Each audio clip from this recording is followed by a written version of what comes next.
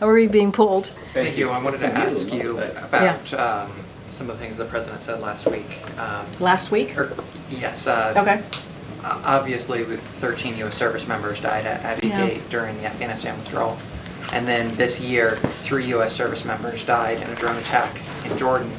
And yet the president said, quote, he's the only president this century, this decade, that doesn't have any troops dying anywhere in the world like he did, end quote. I get having a bad night, but how could the president get that so wrong? So I appreciate the question, I really do. And I was asked about this, I believe, in the gaggle on Friday, I believe. And I said this, and I'll just reiterate this now, and again, I appreciate the opportunity.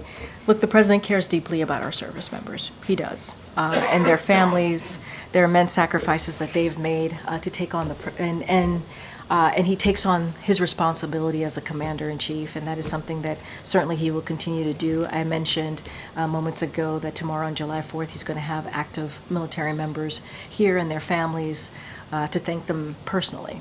And obviously their families make sacrifices as well. And as you know, he attended the dignified transfer of the 13, as you just mentioned, brave service members who lost their lives in Afghanistan on August 26 in 2021, and as well as the 3 who lost their lives in Jordan earlier this year. I was there with the president, and you can see how much how important he understood it was for him to be there for that moment, to be there for the families.